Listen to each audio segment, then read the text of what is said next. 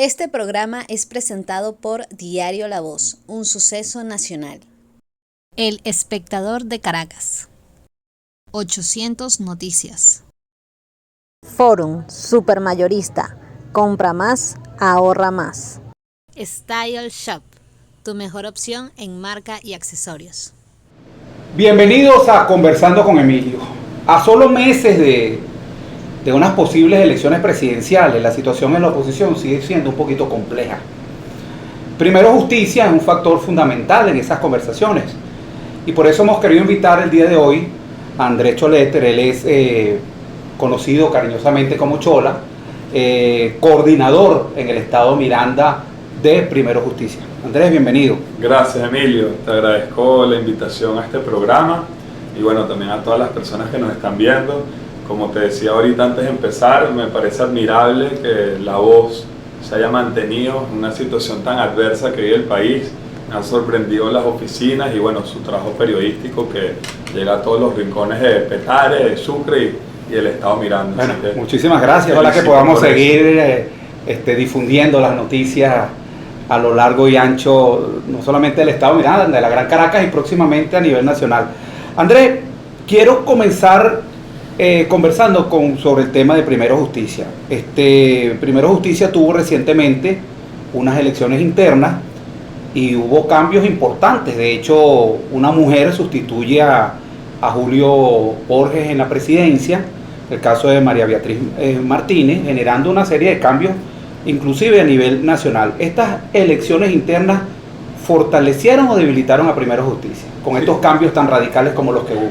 Yo creo que bueno, los cambios siempre son buenos y más en una organización política creo que tiene que estar abierta a los cambios y abierta a la democracia. Creo que si nosotros estamos luchando por una democracia en el país, tenemos que vivir la democracia internamente en las organizaciones políticas. Y una de las cosas que yo rescato y aplaudo de este proceso interno de Primero Justicia es que se hayan convocado elecciones. Una de las fortalezas que hay hoy en Primero Justicia es que hay distintos líderes y ningún líder tiene el control o el poder absoluto sobre el partido. Es decir, no es un liderazgo hegemónico, vertical, sino que hoy el liderazgo del partido es compartido, es un liderazgo más democrático donde tienes distintas figuras, distintos nombres de hombres y mujeres que logran acuerdos para cuál es la política del partido hacia la calle. Entonces, en ese sentido creo que es un cambio importante después de más de 20 años de existencia de nuestra organización política, que ahora tengamos una mujer liderando el partido. María Beatriz es una persona que tiene un liderazgo en el estado portuguesa, viene a haber sido diputada en el estado portuguesa, fue candidata a gobernadora en ese estado. ¿Y qué significa que una mujer por primera vez en la historia de Primero Justicia asuma la presidencia? Mira, yo creo que eso es algo que se adapta a la realidad que hoy vive el país y el mundo, ¿no? A mí siempre me ha sorprendido que cuando uno va a cualquier rincón del municipio de Sucre, las mujeres son las líderes en cualquier comunidad. O sea, tú llegas a cualquier comunidad y la jefa de la calle, la que está en la asociación de vecinos, en el consejo comunal, son principalmente mujeres, también los hombres, sí, pero principalmente mujeres. Y en la organización política también son las mujeres las que son las líderes que están en cualquier rincón. Pero cuando llega la hora de la toma de decisiones, pareciera que todavía hay una barrera, un muro para las mujeres y terminaban siendo los hombres los que eran candidatos. El partido está lleno de mujeres líderes comprometidas, pero cuando llega la hora de ver quién es el que aspira, terminaban siendo los hombres. Y creo que esto no es un tema de hombres o mujeres, sino que se respete el liderazgo y las capacidades y las aptitudes de cada quien. Entonces creo que eso responde a una realidad que hoy vive el país, que vive el mundo. Esa realidad donde eran los hombres los que tomaban las decisiones, creo que el mundo eso ya cambió. Esa cultura machista, nosotros tenemos que romperla. Y creo que, bueno, ver que el partido se abra a reconocer el liderazgo de una persona que además reúne los consensos es muestra de ese país que estamos viviendo, y eso tiene que ocurrir en todos los aspectos de la vida nacional. En el caso de Miranda, sale Carlos Oscarí y entras tú como coordinador estadal. ¿Qué cambios en la forma de dirección se pueden aspirar ahora bajo esa coordinación tuya? Nosotros cuando estamos constituyendo el grupo y la plancha con la que aspiramos el liderazgo del partido en Miranda, hablábamos del tema de la renovación. Para nosotros era importante que hubiesen cambios. uno de esos primeros cambios que nosotros le hablamos al partido. Al final esto era algo muy interno. Probablemente el que nos ve ahí dice, bueno, es una cosa de Primero Justicia. Pero era muy importante ordenar la casa para luego salir a la calle. Mi mamá cuando era pequeño me decía que yo no podía hacer luz en la calle y oscuridad en la casa. Y ella se refería a que tenía que ordenar mi cuarto, hacer la cama, cumplir con las tareas del hogar o las responsabilidades que ella pedía. Y yo creo que en este caso nosotros hemos querido ordenar la casa, que creo que eso lo tienen que hacer todas las organizaciones políticas. Y en ese sentido creo que una de las primeras cosas es que nosotros estamos construyendo el liderazgo de Primero Justicia en el Estado Miranda de abajo hacia arriba. O sea, queremos potenciar esos nombres de hombres y mujeres, esos líderes que existen en todos los rincones del Estado, claro, en cada municipio, esas personas que aspiran el día de mañana a poder servir a sus vecinos como concejales, diputados regionales, alcaldes, gobernador, cualquier cargo, que esas personas lleguen a ese momento preparadas, que estén formadas, que lleguen con ideas claras, con proyectos claros, que construyan de abajo hacia arriba esa unión que la gente pide, ¿no? Que la unión no sea simplemente un eslogan o una marca, sino que sea algo que se pueda construir con liderazgos que sean abiertos, que sean democráticos, que... Y tienes un trabajo fuerte, Chola, porque, bueno, Primero Justicia fue un partido muy importante en el Estado Miranda, tuvo la gobernación, tuvo alcaldías, hoy en día no tiene ni la gobernación ni alcaldías, no sé si tiene concejales, sí, inclusive, o sea, está muy disminuido, tienes un trabajo muy fuerte, ¿no? Sí, fíjate, nosotros, Primero Justicia nació en Miranda, es un partido nacional que hoy tiene presencia en casi todos los municipios del país, pero hoy en Miranda, la realidad de Miranda no es esa realidad cuando Enrique Capriles era gobernador o cuando Carlos Ocarí salió alcalde o Gerardo Blay en su momento, Leopoldo López, que también era Primero Justicia, logró tener gestiones exitosas en muchos municipios del estado, concejales. Cuando yo fui concejal de Petare, de hecho cuando Primero Justicia, estos alcaldes que están ahorita por fuerza vecinal, que son Chacao, Baruta, El Atillo, los alias vienen de Primero Justicia y participan cuando Primero Justicia decide no participar en esas elecciones. Exactamente, o sea, al final es una muestra, hay personas de otros partidos que dicen, bueno, Primero Justicia sigue gobernando, más allá que hoy ya no somos el mismo partido por esa misma realidad. Entonces yo creo que el reto que tenemos es tener nuevamente personas que le digan algo a los vecinos. Esto no se trata de ocupar un puesto, ocupar un cargo, se trata de gente que logre entender cuáles son los problemas de la comunidad, cuál es el problema que hay con la luz, con los cortes eléctricos, que prácticamente eso viene creciendo, eso se vive en todo el país, pero Caracas se había logrado mantener un poco al margen de esa realidad y ya hoy en día en cualquier barrio de Petare se cortan la luz a diario, y no solo en Petare, tú vas a una urbanización como Parque Caiza y pasan 24 horas, 48 horas sin luz, y es lo mismo pasa en Palo Verde, donde yo vivo en la urbanización Macaracuay. En mi casa ahorita hubo un problema con una tubería de Hidrocapital y todos estos últimos días han sido una locura, se va la luz todos los días. Entonces el problema de la luz, el problema del agua, el transporte público, la inseguridad, son una cantidad de cosas que nosotros necesitamos tener liderazgo que entiendan esa realidad y que tengan propuestas claras para poder solucionar cada uno de los problemas que tienen que ver con nuestra calidad de vida. Por cierto que no vamos a tocar el tema del municipio de Sucre, tú fuiste candidato a la alcaldía de Sucre, fuiste concejal, conoces muy bien el municipio. Sí. Pero previo a eso, quería preguntarte sobre la plataforma unitaria.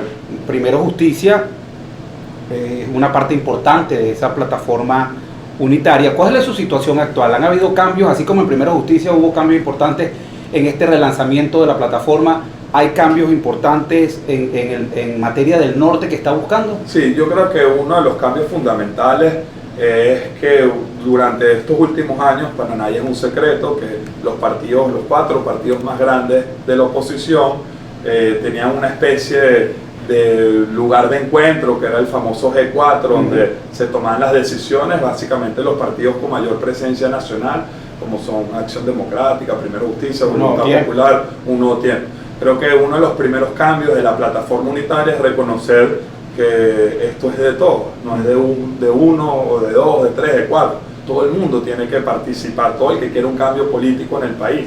Entonces ya la plataforma está conformada por muchos más partidos, las decisiones involucran a otros partidos, a otras organizaciones que quizás no tienen esa fuerza nacional, pero de repente voy a poner un ejemplo. Yo soy muy amigo de Daniel Antequera, que fue diputado en Barquisimeto, y él es de la causa R, y la causa R es una realidad política en el estado Lara, con mucha fuerza en el estado Lara, con mucha fuerza en la ciudad, en Irribar, en la ciudad de Barquisimeto. Entonces, bueno, la causa R, aunque tiene fuerza en algunos estados y no quizás en todos, los pongo de ejemplo, no quiero que esto sea peyorativo ni mucho menos, pero es la realidad. Bueno, pero tienen que también tener un puesto en la mesa y participar en la toma de decisiones.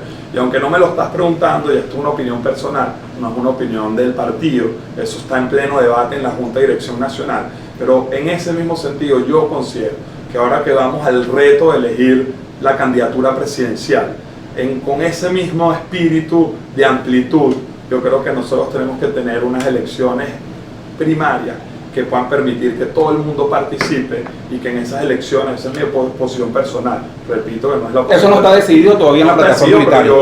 No está decidido ni en la plataforma unitaria, ni siquiera a lo interno de Primero Justicia está decidido. Sí, porque fíjate... Pero uno, mientras no esté decidido, uno puede dar su opinión. Por supuesto. Y mi opinión es que yo creo que esto debe es estar abierto a todos los sectores, ideal para que todos los sectores participen. La mayoría del país quiere un cambio. Ahora fíjate, ahondando un poquito en esa posición tuya, porque ¿cuál es la realidad? La realidad que existe en la oposición en este momento es que hay unos partidos agrupados en la plataforma unitaria, sí, unos partidos agrupados en lo que se llama la Alianza Democrática, y partidos que no están alineados con ninguno. El caso, por ejemplo, de Fuerza Vecinal, que no están ni oficialmente en la plataforma unitaria, ni en ninguna de esas agrupaciones. Desde la plataforma unitaria, tu opinión es que una candidatura única salga de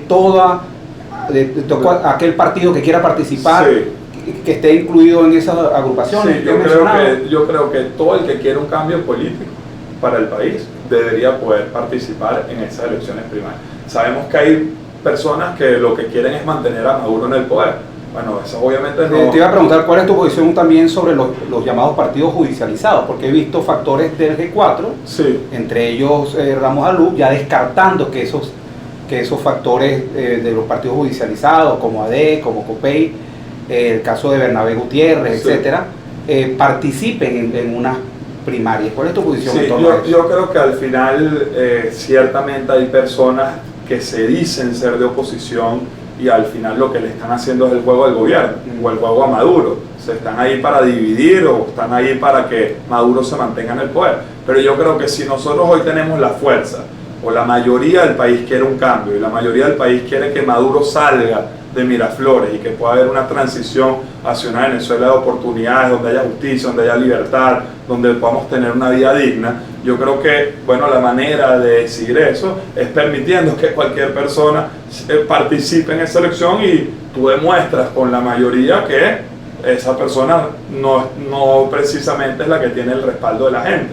Entonces yo creo que si nosotros estamos pensando que le podemos ganar a Maduro, yo creo que eso es posible. Obviamente hoy estamos muy lejos de ese escenario por justamente las divisiones que existen, pero para poderle ganar a Maduro y para poder lograr ese cambio que el país reclama a gritos, creo que tendríamos que tener un proceso de elecciones lo suficientemente amplias para que luego, cuando vayamos contra Maduro, todo el que quiera un cambio esté unido y nadie se quede por fuera, porque si no le estamos dando el argumento a cualquiera a que divida. Yo estoy seguro que cuando... ¿Qué ingrediente, fíjate, tú acabas de decir, tú dices, yo creo que sí es posible derrotar a Maduro, pero al mismo tiempo terminas esa frase y empiezas a hablar de una serie de inconvenientes para alcanzar eso. Sí. ¿Qué tiene que pasar para que la oposición gane en el 2024? Mira, yo creo que lo primero, el liderazgo tiene que reconocer los errores que se han cometido, pero no solo decirlo, no decir se cometieron errores, sino asumir cuáles son esos errores.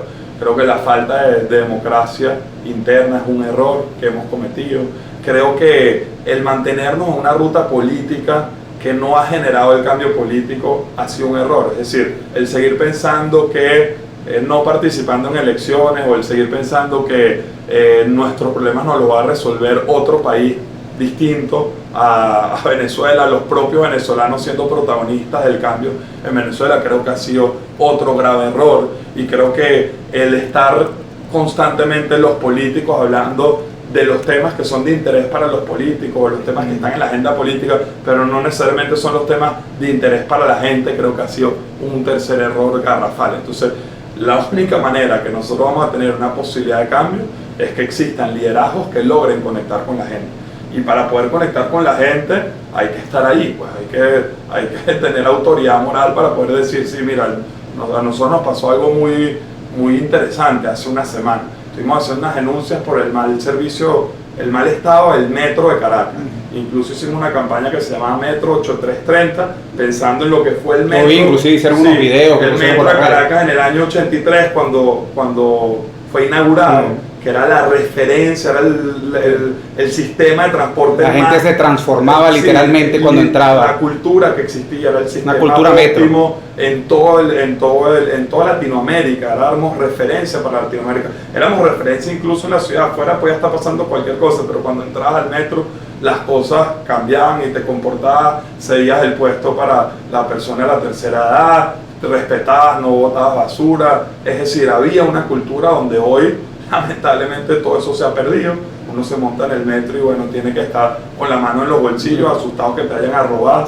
Pasan personas, vendedores ambulantes por todos los vagones cada minuto. Hay un congestionamiento. Los vagones, en vez de uno trasladarse rápido, tienes que esperar que llegue el tren y son horas de espera de cualquier persona. Entonces nosotros hicimos una campaña para no solamente denunciar el problema que estamos viviendo, sino poner la mirada en el 2030, o sea, en el futuro. Es decir, bueno, ¿qué queremos? Queremos un metro de calidad, queremos un metro democrático, donde las autoridades municipales de Caracas puedan decidir y puedan tener que ver con la gestión del metro, que no esté simplemente en el poder central, muy lejos de la gente, sino que los municipios puedan interactuar, y queremos un metro inclusivo. Bueno, esa campaña hizo que muchas personas empezaran a firmar. Nosotros estamos entregando unos volantes y reciben unas firmas de apoyo a la propuesta. Miles de personas han firmado ese apoyo, miles de personas compartieron el material en sus redes sociales, en sus estados de WhatsApp. Incluso fue tal impacto la campaña que hasta desde el poder Maduro salió acusándonos de golpistas, de terroristas, de una cantidad de barbaridad, simplemente por pedir y exigir un metro de calidad. Entonces yo creo que ese ejemplo nosotros lo tenemos que replicar en todos los aspectos de la vida. Por ejemplo, ahorita está por empezar el año escolar, ya arrancaron las clases esta semana. Bueno, lo que le cuesta a una familia, yo acabo de tener mi primer hijo hace unos meses, no quiero imaginarme cómo va a ser cuando ya mi hijo esté en edad escolar, pero hoy en día a cualquier familia le puede costar aproximadamente $150 en comprar los útiles, los uniformes. Eso es muy costoso para una persona que tiene un salario que no es competitivo o la infraestructura escolar está en el suelo. Vamos a dejar esto para el corte, Andrés, porque tenemos que ir al corte de publicidad. ¿Qué tan difícil es el regreso a clase? A propósito de que este lunes comenzaban nuevamente las clases presenciales, más de 8 millones de alumnos en todo el país. Vamos a ir al corte de publicidad y al regreso más de Conversando con Emilio, hoy con Andrés Choletter. Él es coordinador estadal de Primero Justicia en el estado Miranda. Ya regresamos. A pesar de la crisis, el diario La Voz cumple su compromiso de informar con imparcialidad y valentía. El impreso, la versión digital y nuestras redes sociales te conectan oportunamente con el acontecer nacional e internacional. Diario La Voz, un periódico para la Venezuela de hoy. Diario La Voz, un suceso nacional. Estamos de regreso conversando con Emilio, hoy con Andrés Choletter. Él es coordinador estadal de Primero Justicia en el estado Miranda. Y dejamos una pregunta al aire. ¿Qué tan difícil, Andrés, es el regreso a clases para las familias, sobre todo en los sectores populares? A mí no me gusta usar la palabra imposible, porque creo que no hay nada imposible en la vida, pero el regreso a clases es casi imposible en las condiciones que vive el país hoy en día. Para una familia, tener que comprar útiles, tener que comprar uniformes, que te puede costar, como te digo, y no es un número que uno saca de un sombrero, es la realidad de lo que cuesta cualquier lista de útiles escolar. Te puede costar alrededor de $150. Eso es algo muy difícil. ¿Cuánto gana una familia promedio, una madre sola, que le toca ser padre y madre, que tiene 3 muchachos, para multiplicar esos $150 por 3 para poder llegar a sus 3 niños a clase? Yo ayer estaba en Guatire casualmente Y hablaba con un amigo que me dijo, hice mi mayor esfuerzo y logré reunir $80 y con esos $80 logré resolver las cosas de mi hijo para preescolar. O sea, ni siquiera era estudiando bachillerato o algo que demandara más materiales, no, para preescolar. Y entonces creo que hoy, lamentablemente, el inicio de clases se vuelve sumamente difícil para cualquier familia venezolana, y no solamente es el tema de los útiles, es el tema de la infraestructura educativa, el estado en el que está. La mayoría de las escuelas públicas están en el suelo. Yo estuve en una escuela hace poco en Los Teques y a la escuela se le metía una quebrada ya por el medio, que en vez de embaularla y ordenarla, permitieron que la quebrada se metiera, y en cualquier momento esa escuela se termina cayendo. Y esa es la realidad de las escuelas que no tienen bombillos, no tienen iluminación, están los pupitres en súper mal estado, porque además venimos de 2 años en los que no hubo clases presenciales, y donde en esos 2 años, en lugar de haber hecho mantenimiento a las escuelas, se dejaron las escuelas abandonadas, y ahora recuperarlas es sumamente complejo. Andrés, no quiero culminar la entrevista sin hablar del municipio Sucre. Tú fuiste concejal, fuiste candidato a la alcaldía de ese municipio. ¿Cuál es la situación del municipio Sucre en este momento en comparación cuando la tenía Carlos Oscarig? ¿Está mejor, está peor, y por qué? Mira, creo que en líneas generales estamos peor, en líneas generales. Hay cosas en aspectos puntuales donde uno pudiera ir comparando, y habrían cosas que se pueden rescatar de lo que estamos viviendo hoy en día. Te puedo hablar, para no hablar todo negativo, te puedo decir algo positivo. La redoma de Petare hoy está mejor, y la redoma de Petare hoy está ordenada y es reflejo de lo que debería ser todo Petare, no solo la redoma. Eso es algo que yo hoy reconozco y aplaudo, y creo que debe seguir promoviéndose en el tiempo, que el municipio, los espacios públicos del municipio sean espacios donde haya seguridad, donde estén ordenados, donde uno pueda vivir con calidad, que transitar el espacio público y que te sientas que quieres estar en ese lugar, tal como si estuvieras en tu casa. Pero cuando uno piensa en el estado de las calles, por ejemplo, están todas las calles destruidas, botes de agua en todos los rincones. Yo nada más viniendo hoy para acá, conté más de 5 botes de agua en la calle, y a mí me genera demasiada impotencia, demasiado dolor ver el agua perdiéndose en la calle, y que uno abre el grifo de su casa y no salga agua. Entonces eso es algo que uno no logra entender, cómo se permite. No solamente el agua en la calle destruye y genera huecos y afecta el transporte o la movilidad de la gente, sino que además es agua que pudiéramos estar recibiendo en los hogares de los caraqueños, en los hogares de los petareños. Y eso es algo transversal. Tú puedes vivir en el barrio La Bombilla, o claro, mejor dicho, ahí en Petare Norte hay un barrio que se llama el barrio Bolívar, que tiene un tanque. Si uno va hacia Petare, la parte más norte, arriba hay un tanque de agua gigante. Toda la gente que vive alrededor de ese tanque tiene años sin que le llegue el agua. O sea, es paradójico, pues un lugar donde hay un tanque gigante de agua que ya no se usa, y toda la gente tiene años sin que le llegue el agua por tubería. Pero eso pasa allá, también pasa aquí en la parroquia Leoncio Martínez. La parte norte de la parroquia Leoncio Martínez no le llega el agua.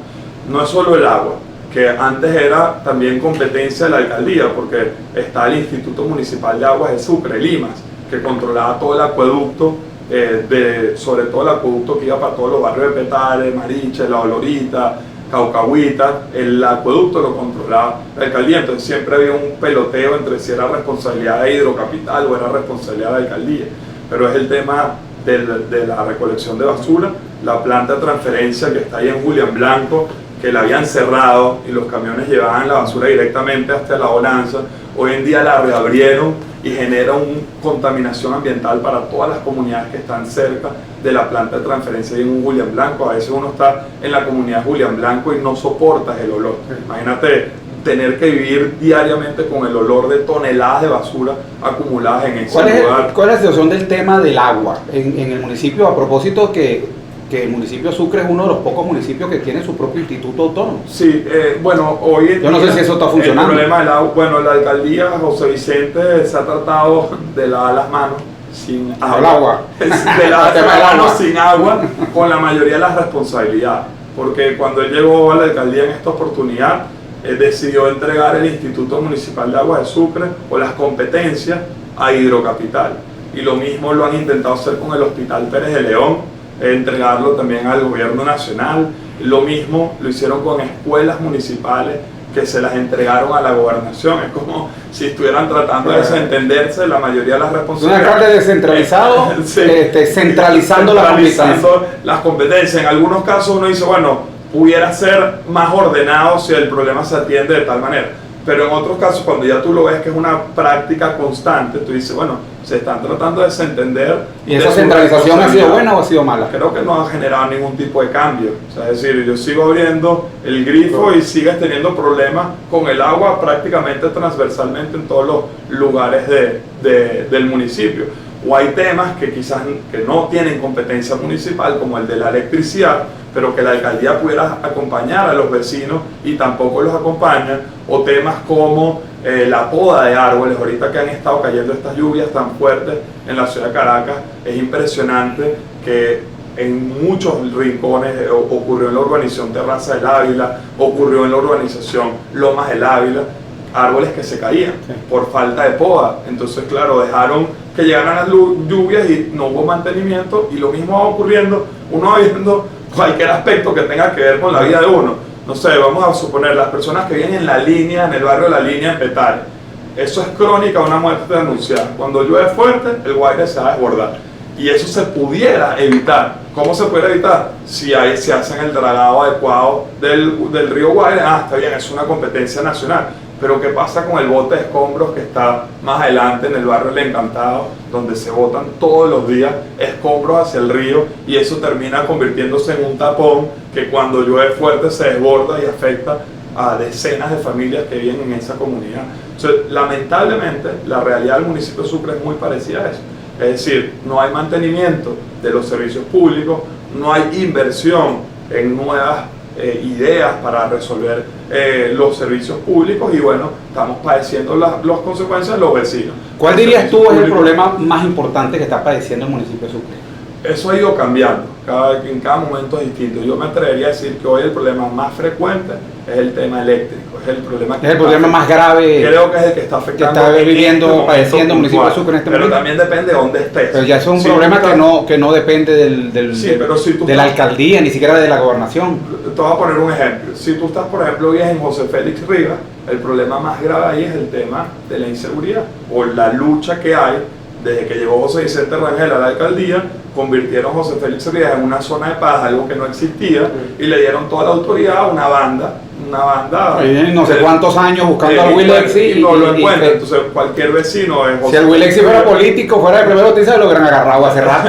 Seguro. O sea, digamos, eso es raro que pase tanto tiempo. Y inviertes más tiempo buscando personas de la política que verdaderos delincuentes. Fue justamente José Vicente, cuando trabajaba en el Ministerio de Interior y Justicia, cuando era viceministro, el que tuvo esa idea de las zonas de paz, y no le bastó con tener esa idea, sino que la llegó a implementar en Petare. Y los vecinos no solo de José Félix, sino de todas las comunidades que están alrededor, los vecinos de Palo Verde, Lomas del Águila, que tienen que esconderse debajo de su cama cuando hay estos tiroteos. En la pandemia vimos ejemplos graves de esto, pero sí, esa zona está tomada hoy en día por la delincuencia y tomada también por la policía, paradójicamente. Y siguen ocurriendo arbitrariedades. ¿Está la policía de Sucre bien dotada? No, para enfrentar... Porque nosotros estos videos que vemos en estos tiroteos, bueno, los malandros del municipio de Sucre tienen un armamento de alto calibre, ¿no? Hace 2 días fue casualmente el aniversario de la Policía Municipal de Sucre. La Policía Municipal de Sucre fue la primera policía creada en el país, en la gestión de Enrique Mendoza cuando fue alcalde. Era la mejor policía que había en Venezuela. Una policía que tenía grupos de acciones especiales, tenía presencia, algo muy importante, tenía el respeto de la gente. Hoy en día, a veces, a mí hay vecinos que me dicen, a mí me da más miedo ver una alcabala de la policía que ver un malandro, porque en la alcabala de la policía estoy seguro que me van a matraquear. Me celebro, por cierto, esa medida que se tomó recientemente de que los ciudadanos podamos grabar con nuestros celulares cuando somos detenidos o parados en algún punto de control policial. Pero sí, la policía de Sucre hoy está muy lejos de ser lo que fue, o muy lejos incluso de ser lo que debería ser. Pasó un incidente hace un par de semanas muy doloroso, no fue con la policía de Sucre, fue con la Guardia Nacional en Mezuca, donde hay unas canchas deportivas que se hicieron en la gestión de Carlos Ocarí, unas piscinas.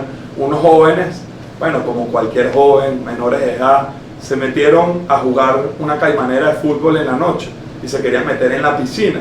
Estaba mal lo que estaban haciendo, pero bueno, era una muchachada. Y el vigilante fue a buscar unos guardias nacionales para que los sacaran del lugar.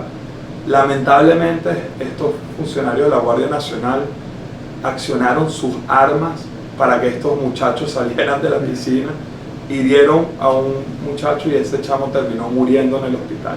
Es decir, un chamo que fue asesinado arbitrariamente por haberse metido de noche en una instalación deportiva a hacer deporte. Eso tenía a la comunidad de Mesuque en general, a toda la sociedad consternada. O sea, ¿cómo es posible que alguien pierda su vida por querer jugar? Sí, por una muchachada como esa, como tú lo dices. Por querer jugar fútbol. Entonces, creo que hoy hay que ponerle mucha atención a esos abusos de las fuerzas de orden público, esos abusos de las fuerzas policiales que en muchos casos han terminado llevándose la vida de inocentes. Andrés, ya para terminar, lamentablemente se nos ha acabado el tiempo, una pregunta final.